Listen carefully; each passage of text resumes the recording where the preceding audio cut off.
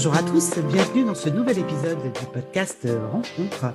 Aujourd'hui, j'ai le plaisir d'accueillir le père Jean-Baptiste Nadler. Bonjour. Bonjour Cécile.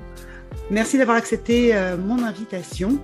Vous avez un ton, un profil et plein de très belles choses à nous raconter dans ce podcast. Donc, je suis particulièrement heureuse que vous soyez là aujourd'hui et je suis certaine que, croyants ou non, vont passer un excellent moment en votre compagnie. Alors, je voulais commencer par le commencement. Donc, vous êtes breton. Vous avez, avant d'être prêtre, fait l'école du Louvre. Et donc, la première question que j'aimerais vous poser, c'est, avant d'être devenu prêtre et moine, vous avez fait une première rencontre, celle avec l'art. Est-ce que pour vous, il y a un lien direct entre l'art et le divin? Est-ce que le sublime, l'infini, la beauté qu'on peut retrouver dans l'art et dans Dieu ont un lien direct pour vous? C'est la question vraiment. On pourrait y passer des heures, hein, on va pas faire, mais c'est clair. Quand j'étais petit, j'étais sur la côte nord de Bretagne, là, du côté de Dinard-Saint-Lunaire vers Saint-Malo, pour ceux qui Mhm. connaissent. Et j'avais beaucoup de plaisir. Enfin, j'étais collégien, adolescent, et je passais des heures en contemplation devant la mer, assis sur mon rocher. Et je trouve ça incroyable. Et j'ai eu énormément d'émotions spirituelles aussi, d'émotions humaines et spirituelles en contemplant un coucher de soleil sur la mer. Je m'en lasse pas. Voilà. C'est d'une beauté toujours changeante. Et pour moi, c'est la première œuvre d'art. C'est vraiment l'œuvre de la création qui est splendide. Et d'un autre côté, j'ai une maman ma mère qui peint, Mhm. artiste qui joue du piano aussi, voilà, qui m'a ouvert à pas mal de dimensions artistiques, à la fois picturales et musicales. Et ce qui fait qu'elle apprécie beaucoup les impressionnistes. Et moi, j'aime beaucoup aussi tous les peintres impressionnistes. Et les liens entre les deux, en fait, la contemplation de la nature m'a fait rentrer aussi dans le décryptage des œuvres d'art et dans la contemplation des œuvres d'art. Et pour moi, c'est toujours une contemplation souvent silencieuse. Et en fait, comme à cette époque-là aussi, je grandissais dans la foi, dans la Mhm. relation à Dieu, eh ben, les trois se connectent. Et plus je passe du temps à contempler une œuvre d'art, par exemple un tableau, moi je suis plutôt Oui. peinture, à essayer de rentrer dans ce que l'artiste a voulu transmettre, a voulu donner, à essayer de rentrer en dialogue finalement Mhm. avec l'œuvre et avec l'artiste, et parfois à aider des gens aussi à entrer dans ce dialogue. Eh ben, moi ça me dilate le cœur. Et je trouve les mêmes choses que lorsque je prends ma Même Bible et que j'essaie. émotion, une Voilà, émotion mêmes. proche. Donc, la clé, c'est la contemplation. C'est la contemplation. L'écoute avec les yeux, voilà. D'accord. Ça. Ouais, c'est une jolie réponse, ça. Donc, après l'école du Louvre, vous me disiez que vous avez choisi de devenir moine pendant 2 ans. Est-ce que vous pouvez me raconter quel a été le déclic pendant la préparation? Vous me disiez qu'on avait envie de parler de rencontres ensemble. Alors, je vous disais, est-ce que c'est la rencontre avec la foi, la rencontre avec Dieu? Donc, vous me parlez, vous, de la rencontre avec Jésus. Si vous voulez bien Oui, m'en dire quelques mots. il y a une rencontre qui est vraiment originelle, en tout cas qui a été un déclic. Voilà, la rencontre déclic de ma vie, c'était le samedi 17 août 1991, vers 5h30 de l'après-midi. Donc c'est très très précis. Ouais. En fait, c'était il y a 30 ans. J'étais à la fin de mes 14 ans, j'approchais des 15 ans, c'était pendant l'été, cet été un peu important dans une vie d'adolescent, puisque c'était entre le collège et le lycée, je m'apprêtais, voilà, on passe d'un âge à l'autre. Mhm. C'est aussi l'âge, en tout cas l'expérience que j'en ai faite, c'est l'âge des grandes amitiés. Les grandes amitiés que j'ai aujourd'hui, elles sont nées Mhm. à ce moment-là. D'accord. Et je me souviens très bien, j'étais sur la route, j'étais en voiture, il y avait mon père qui conduisait, on était rien que tous les deux. Ouais. J'étais en silence, j'étais pas particulièrement en prière, en tout cas pas de manière volontaire ou consciente en prière. Mais ma sœur était revenue d'un pèlerinage de jeunes en Pologne. Elle m'avait ramené une petite image de Jésus et je regardais cette image de Jésus qui n'était pas particulièrement artistiquement Ouais. très jolie. Mais j'étais captivé par les yeux de Jésus qui étaient représentés sur l'image. Et à un moment, mais vraiment, je me souviens bien à quel endroit de la route ça a commencé, à quel endroit de la route ça a terminé. Euh, et j'ai pas eu d'apparition, j'ai pas eu d'audition, mais c'était plus fort que ça. C'est-à-dire que la personne qui était représentée sur l'image, Mhm. était vraiment là. De tout mon être, Jésus était là, quoi, devant moi, et il m'aimait infiniment. Voilà, une rencontre pleine d'amour. Et ça, en fait, c'est une espèce de, je ne sais pas comment, les mots sont trop faibles, mais ça m'a bouleversé. Et en même temps, de manière très paisible, extrêmement paisible, comme si j'alignais, comme s'il alignait tout en moi. Voilà. Je suis aimé par quelqu'un qui est là et qui est présent. Et voilà. Et à la fin, ça a duré peut-être 20 secondes. Donc, c'est une émotion extrêmement forte qui reste imprégnée. Je m'en souviens, c'était il y a 30 ans, comme si c'était hier. Voilà, c'est une expérience qui rentre en vous, enfin, qui rentre dans votre chair, qui rentre dans votre tête et qui est une évidence. Dans mon cœur, dans ma mémoire, une évidence parfaite, une conviction profonde, aucun doute. Et j'ai vu tous les et ça a débloqué plein de trucs en moi. En fait, ça m'a ouvert à la relation. J'étais adolescent. L'adolescence, c'est pas un âge toujours très facile. Justement, on essaye de se libérer un peu de la relation. Enfin, on modifie la relation avec ses parents. On n'est Oui. plus un enfant, on n'est pas encore un adulte. On apprend à la relation avec soi-même, avec les autres, avec l'autre sexe, enfin, voilà, cet apprentissage un peu plus autonome de l'altérité. Mhm. Et forcément, moi, j'avais des difficultés avec moi-même, avec les autres. Enfin, j'apprenais ça. Et puis, c'est pas un apprentissage facile. Mhm. Euh, Et voilà que, j'ose dire, hein, Jésus vient à moi et il rentre en relation avec moi, avec une relation d'une bienveillance absolue, ce qui fait que ça a enlevé des barrières ou des peurs en moi, en fait. Mhm. Des peurs. En fait, après, j'avais plus peur de rentrer en relation avec les autres. J'avais plus peur de l'avenir, j'avais plus peur de la relation avec moi-même, j'avais plus peur de mon présent, j'avais plus peur de rentrer au lycée, j'avais plus, voilà, absence de peur, et puis une joie énorme, quoi. Et puis Mhm. aussi la certitude qu'un jour je serai prêtre. Voilà, ça c'était le petit bonus ou le gros Ouais, bonus. ouais. C'est pas d'abord le fait d'une vocation d'être prêtre, c'est d'abord la relation, la rencontre avec Jésus, Mhm. et qui a été la matrice en fait ou le déblocage de toutes les autres relations. Et vraiment, ça a enlevé des peurs. Alors, souvent, dans ce que vous dites, on retrouve le mot joie aussi, cet amour-là, cette bienveillance. Qu'est-ce que c'est pour vous aujourd'hui, avoir la foi dans le monde d'aujourd'hui? Moi, c'est une question que je me suis souvent posée. Qu'est-ce que c'est alors, je pense qu'on a tous, hein, par moment dans notre vie, une approche au divin. Certains ont des certitudes, d'autres moins. Qu'est-ce que c'est avoir la foi? Pour moi, la foi, c'est une relation. C'est vraiment une Mhm. relation. C'est pas un Mhm. contenu, c'est pas une somme de connaissances intellectuelles. Il y a Mhm. une connaissance, mais c'est pas d'abord ça, c'est une relation avec Dieu, une relation vivante avec Dieu. Et comme toute relation, elle peut être très proche ou un peu éloignée ou un peu distendue à un moment. Et c'est une relation vivante, de loin ou de proche. Et c'est pour moi, ma foi, ma conviction, c'est que Dieu est en relation avec toute personne. Et Mhm. puis, toute personne est plus ou moins en relation avec Dieu, consciemment ou inconsciemment, et d'une manière proche ou lointaine. Mhm. C'est pour ça que pour moi, la foi, c'est pas binaire. C'est pas j'ai la foi ou j'ai pas la foi. C'est pas un Mhm. truc binaire. C'est je suis en relation avec Dieu, plus ou moins proche, plus ou moins. Et c'est évolutif. C'est Dans ça. notre vie, il y a des moments où on se sent très proche de Dieu, puis il y a d'autres moments bon, on le laisse un peu tomber, puis il y a d'autres moments on revient vers lui. Enfin, c'est Mhm. pas un espèce de truc ni binaire ni linéaire. Mhm. C'est une Je relation. suis d'accord. Mhm. Et après, il y Qui a se un vit, qui contenu, s'expérimente, qui, au fil de nos propres évolutions. c'est une euh, amitié. C'est une ouais. amitié. Tout à l'heure, je parlais de l'amitié. Et c'est vrai que le jour, j'ai passé une semaine de vacances, d'excellentes vacances avec mon meilleur ami, qui a eu Mhm. la bonne idée de se marier avec ma meilleure amie. Donc, quand je vais les voir, je les vois. Et, euh, et en fait, et juste après, j'avais une semaine de retraite en silence. C'est-à-dire Mhm. un temps de privilégié, de qualité avec Dieu.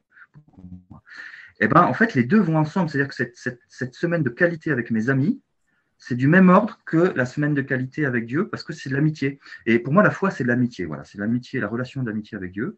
Alors, comme un ami, ben, à un moment, il faut apprendre à le connaître. Il y a quelque chose un peu de magique dans l'amitié. Il y a quelque chose qui nous est donné, qu'on n'a pas forcément choisi. Il y a des atomes Mhm. crochus, il y a quelque chose d'assez merveilleux. L'amitié, que ce soit l'amitié amoureuse, ou l'amitié amicale, ou l'amitié fraternelle, ou l'amitié conjugale, enfin peu importe, toutes les formes d'amitié et d'amour. Mhm. Il y a quelque chose d'assez assez étonnant, c'est assez merveilleux, qui nous dépasse, et en même temps qu'il faut entretenir. Si je n'entretiens pas une amitié en apprenant à mieux connaître mon ami, à mieux me faire connaître de lui ou d'elle, eh ben, cette amitié risque de rester soit superficielle, voilà, cercle lointain de relations, soit va même s'étioler, peut-être se perdre. Donc c'est pareil avec la foi, pour moi, c'est une amitié avec Dieu et qui m'invite à mieux le connaître. Donc là, dans un deuxième temps, il y a un contenu. Qui est ce Dieu avec qui je suis en relation? Donc là, il y a du catéchisme, il y a du machin, ok. Ça, c'est le contenu. Mais ce n'est pas le premier pour moi. Le premier, c'est la relation. C'est l'intention qu'on met dans la relation éventuelle qu'on a envie d'avoir avec Dieu. Vous parlez de silence et la semaine dernière, vous étiez une semaine en retraite. Et donc, dans le silence, vous avez été moine 2 ans. Donc, dans le silence. Alors, pour moi qui fais des podcasts, qui parlent beaucoup, c'est quelque chose qui me paraît absolument extraordinaire. Et j'aimerais connaître votre rapport au silence, à l'espace que cela donne. Enfin, je ne sais pas, cette transition entre les mondes, certainement que cela vous apporte. Le silence, pour moi, c'est une écoute. C'est pas un silence neutre, c'est pas une espèce de vide sidéral ou intersidéral, je sais pas comment le dire, c'est pas une absence, c'est pas un silence d'absence, c'est pas un silence de souffrance ou creux, c'est un silence de présence, c'est-à-dire c'est une écoute, à la fois écoute, dans la prière par exemple, c'est une écoute de Dieu, mais c'est aussi une écoute de moi-même, parce que Dieu il n'est pas simplement extérieur, il est aussi en moi. Oui. Et ce qui me prédispose à mieux écouter les autres, ou à m'écouter moi-même, à écouter mes aspirations, mes désirs. C'est pas un reniement de soi, c'est pas un vidage de moi-même. Vraiment ça, c'est temps de silence où j'écoute, où j'apprends à écouter. En fait, le silence, il n'y a jamais de silence. Si je suis en prière, par exemple, je suis dans la chapelle et j'entends les bruits de la rue, j'entends les enfants qui vont à l'école, parce que je prends un long temps de prière le matin, puis dans la journée aussi. J'ai plusieurs heures de prière dans la journée. Mais le matin, j'aime bien parce que, un peu dans le silence du matin, il y a l'éveil. Il y a le réveil de la ville, il y a les enfants qui vont à l'école, il y a le camion de livraison là, qui fait son demi-tour. Ça nourrit ma prière. Et j'écoute, et je suis toujours avec la Bible dans ma prière, j'ouvre la Bible et je lis les passages et j'essaie que cette lecture, que ces textes deviennent une parole. C'est la différence entre un texte écrit et une parole.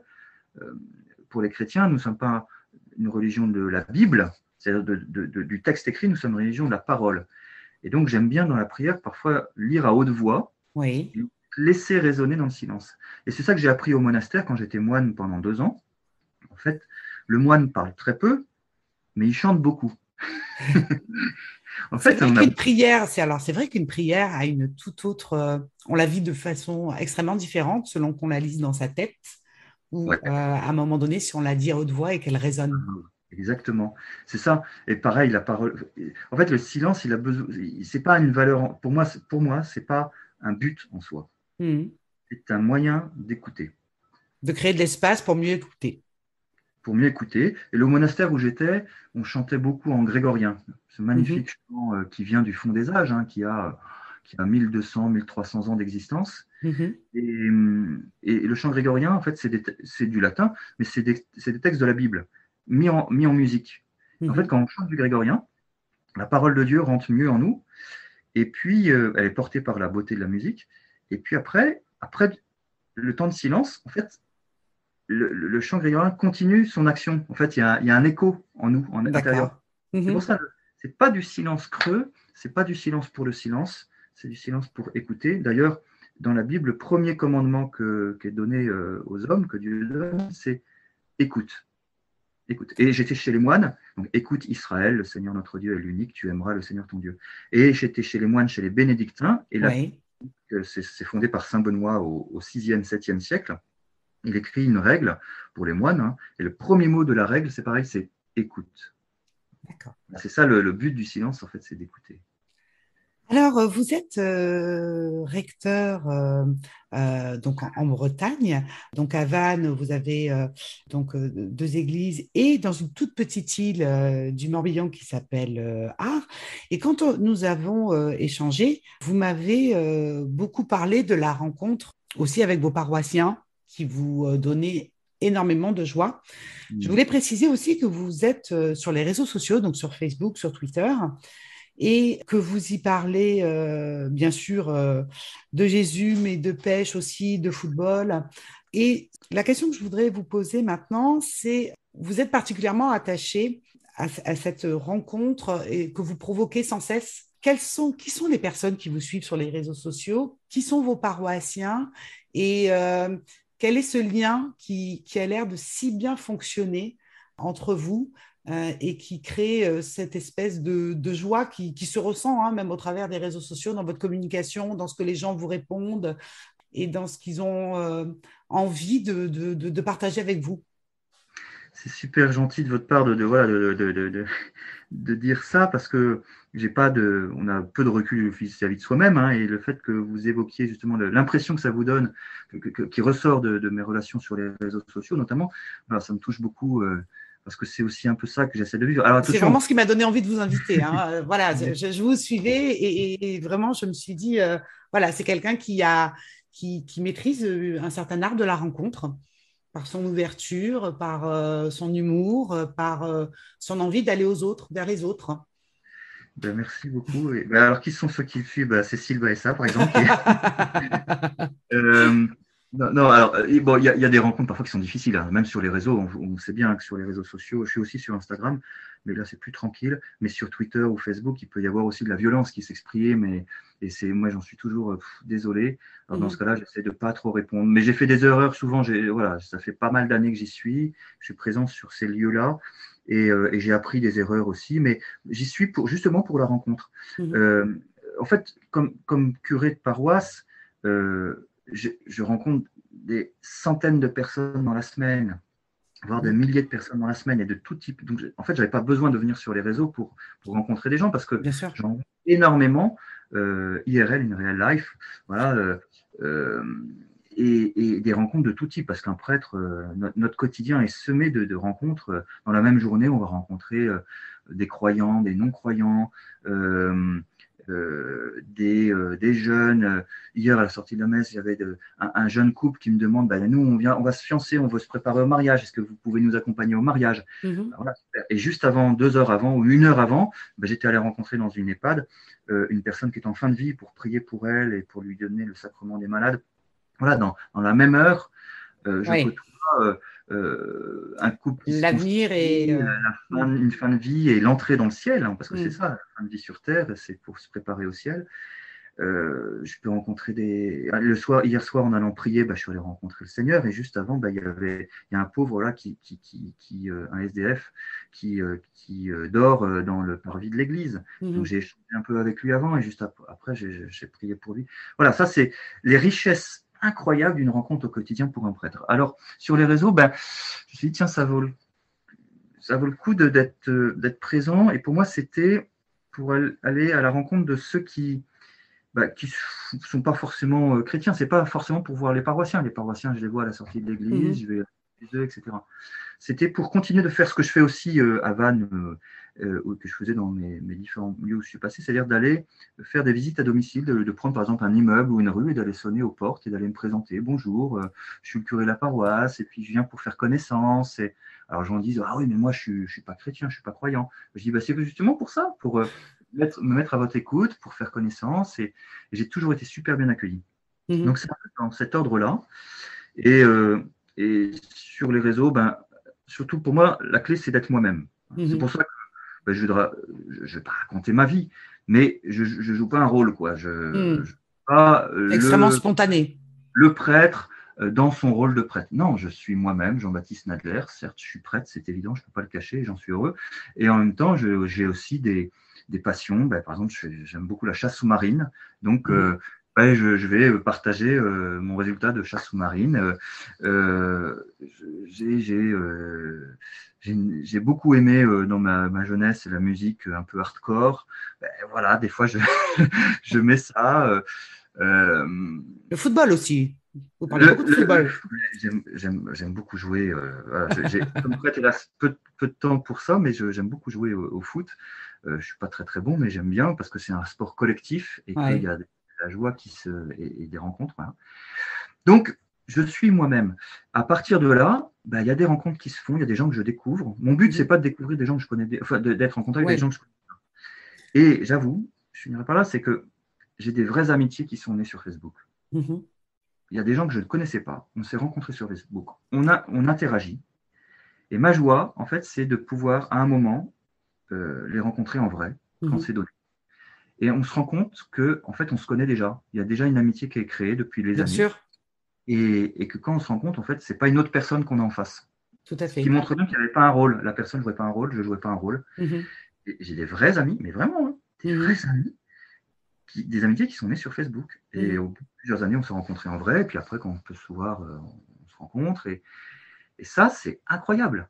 Mhm. Ce Bah oui, oui, média-là, non, mais je hallucinant. confirme que pour vivre parfois les mêmes expériences, Facebook, ce n'est pas un lieu en dehors de la vie Ouais. complètement.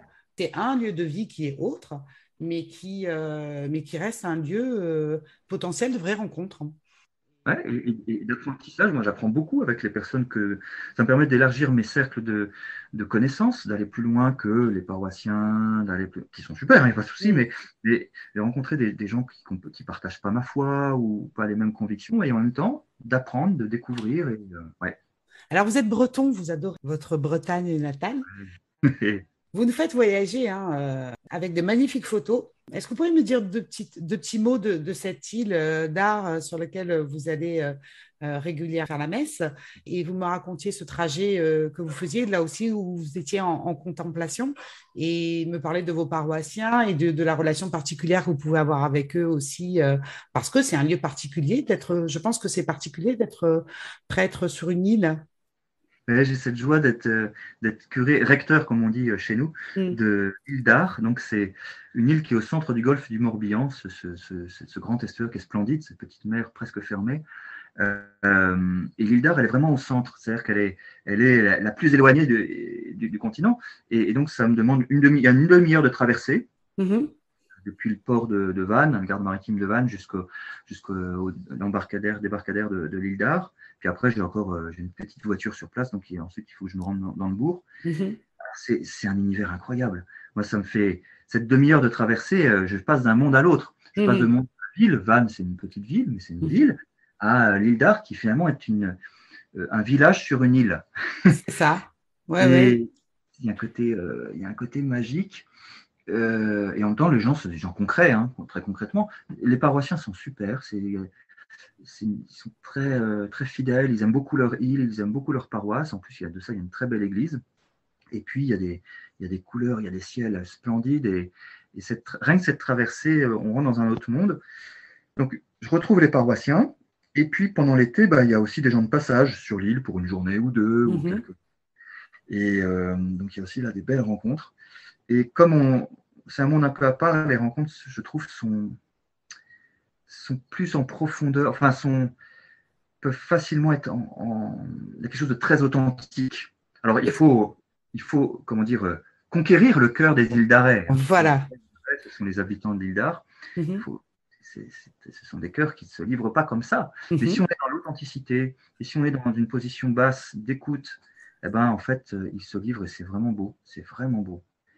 Euh, Donc, le caractère insulaire, je ouais. pense. Et puis, il y a la traversée. Il y a la Ouais. traversée. Ça, c'est encore autre chose. C'est-à-dire que je prends le bateau-bus Mhm. et moi, je prie parce que c'est très beau. On traverse le golfe du Morbihan Mhm. et je mets souvent sur le pont du bateau et puis je contemple. Il y a les oiseaux, il y a le reflet du soleil sur la mer. Je prends une photo, je la poste sur les réseaux pour partager ces Ouais. et, et puis pour titiller aussi un peu mes confrères, pas, moi qui sont à Paris, qui prennent le métro pour aller dans l'église, et moi je vais dans un bateau. Non, bah, voilà, c'est pas pour les embêter, mais c'est Ah, un pour petit clin d'œil. faire voyager. Bah Et oui. il y a aussi des super rencontres en fait sur le bateau. Mhm. Soit des îles d'arrêt, soit des gens qui sont de passage, qui viennent pour une journée en famille ou autre pour faire le tour, pour faire la randonnée, le tour de l'île d'Ar. Et c'est très très beau. Ils ne s'attendent pas forcément à voir le prêtre sur le bateau. Et on échange et ça donne Et lieu. donc, les gens viennent spontanément, voyant que vous êtes prêtre. Vous sentez cette envie par moment, parce que vous êtes prêtre, de venir s'adresser à vous et partager un moment d'échange?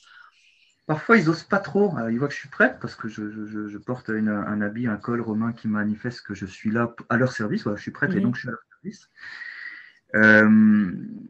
C'est un bateau, c'est un petit monde. C'est aussi, si on, comment dire, de faire cette démarche-là, ça demande du courage pour eux parce que une conversation, ceux qui sont à côté vont entendre. On ne peut pas se mettre à l'écart. Hein, un bateau, et donc, on ne peut pas forcément se mettre à l'écart pour parler à cœur ouvert. Donc, il n'y a pas toujours de démarche directe. Donc, c'est plutôt moi qui vais essayer de tendre des perches. D'accord. Essayer soit par le sourire. Alors, le masque, c'était compliqué pour ça. C'est clair. Mais le sourire avec les yeux pour essayer d'engager, de trouver une entrée, d'engager la conversation. En parlant de masque, en préparant l'émission, je suis tombée sur un article qui, pendant la période Covid, il y avait vos paroissiens qui vous avaient fait une magnifique surprise quand l'église était vide, parce que vous ne pouviez pas accueillir vos paroissiens. J'ai trouvé ce petit article avec sur la photo, sur les bancs de l'église, la photo de vos paroissiens. C'était extraordinaire. Ouais, j'ai trouvé ça hyper touchant. Là, c'était eux qui étaient là pour vous aussi. Hein, ils vous disaient, on est là. Ouais, c'était incroyable. Hein, c'était un retour. Un matin, c'était pendant le premier confinement. Donc les messes, j'étais avec l'autre prêtre qui était avec moi et on faisait les messes par vidéo pour garder le lien avec les paroissiens, mais il manquait quoi, parce que la vidéo c'est bien, mais on veut se toucher quoi, on veut être en contact. Et dans cette église qui était vide, alors ils étaient là par la prière, mais n'empêche que leur corps n'était pas là quoi. Et un matin en arrivant, en fait, sur tous les bancs, ils avaient bossé toute la nuit, je crois. Et ils avaient mis des photos, mais de 200 photos avec des familles entières. C'était avec leur nom et tout, sur les bancs. C'est ça, scotché sur les bancs. C'était hyper touchant. J'ai trouvé ça très, très joli. Voilà, en parlant de masque et de sourire, je pense que leur sourire vous manquait à vous aussi. Et donc, je les ai gardés. J'ai gardé les photos. J'ai 2 albums entiers. Ah, génial. C'est super. Mais écoutez, en tout cas, je vous remercie, mon père, d'avoir accepté encore une fois mon invitation dans ce podcast. J'ai une dernière question à vous poser, celle que je pose à l'ensemble de mes invités sur Podcast Rencontre. C'est si toutes les rencontres étaient possibles, réelles ou fictives, du présent, du passé. Quelle rencontre auriez-vous envie de faire? Avec qui voudriez-vous partager un moment privilégié?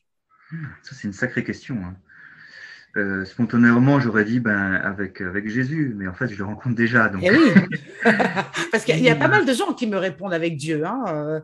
Vous avez eu la chance de déjà la faire. Oui, et puis je la refais chaque jour dans la prière et dans les différentes rencontres. Il y a une personne que j'aimerais bien rencontrer. C'est le tsaret, le père Zosime. Racontez-nous. Dans le roman de Dostoïevski, le dernier roman de Dostoïevski, Les Frères Karamazov. Oui. Ce roman que j'aime beaucoup, qui est très profond, qui m'a donné beaucoup d'émotions et toujours qui m'habite ma prière. Je l'ai lu il y a des années, des années. Il y a un personnage donc, qui était un moine, un ermite dans la forêt, qui s'appelle Zosime. C'est son nom de moine, c'est un nom bizarre, mais voilà. On a l'histoire de sa conversion. En fait, c'était un officier qui lors d'un duel, en fait, a été touché par la grâce, s'est converti, et il a un amour intense pour la création, l'œuvre de Dieu, pour les hommes. Il a un amour intense et très humble, et il a conscience de sa pauvreté, sa petitesse, et sa conversion, c'est lié à ça. Il s'est rendu compte en fait de sa dureté. Il pouvait battre les gens, il battait son serviteur, et le serviteur n'était rien. Et en fait, il s'est rendu compte de la dureté de son cœur, et son cœur craque en fait. Un homme de miséricorde et de pardon. Il dit mais il faut demander pardon à tous les hommes. Enfin, on est coupable de tout envers tous, et donc on arrive, on demande pardon aux gens, et ça crée une vraie relation, ça abat les murs, et ça fait tomber les barrières, et ça permet une relation en profondeur. C'est le tsaret Zosime, et c'est un très bon personnage dans les Frères Karamazov, et qu'on retrouve un peu, je trouve, dans un film qui s'appelle L'île de Pavel Longin, un film russe, avec un père qui s'appelle Anatoly. C'est un peu le même type de personnage, un Mhm. converti qui est touché voilà, par la tendresse du pardon. Et moi, j'aimerais bien le C'est une rencontrer. thématique qui vous est chère. Ouais, j'aimerais bien le rencontrer, Zozim. J'ai vu, vous avez posté une photo d'ailleurs il y a quelque temps de ça. Hein, Ah ouais. ouais, ouais, ouais. Ben, écoutez, un grand merci, mon père, encore une fois. Merci à tous de votre écoute. J'espère que vous avez passé un excellent moment. Si vous voulez poser des questions au Père Nadler en commentaire, il se fera un grand plaisir d'y répondre. Et n'oubliez pas, si vous avez aimé, de partager l'épisode. À bientôt. Merci. Au revoir. Merci. Merci à tous, j'espère que vous avez passé un agréable moment en notre compagnie. Pour ceux qui découvrent, je vous invite à être curieux, à explorer d'autres thématiques, à rencontrer mes autres invités au travers de leur épisode. Podcast Rencontre, c'est chaque jeudi un nouvel épisode. Je suis Cécile Baeza, consultante en communication digitale, et si vous avez envie de soutenir ce podcast et l'aider à grandir, le meilleur moyen est de vous abonner et de partager vos épisodes préférés. À bientôt!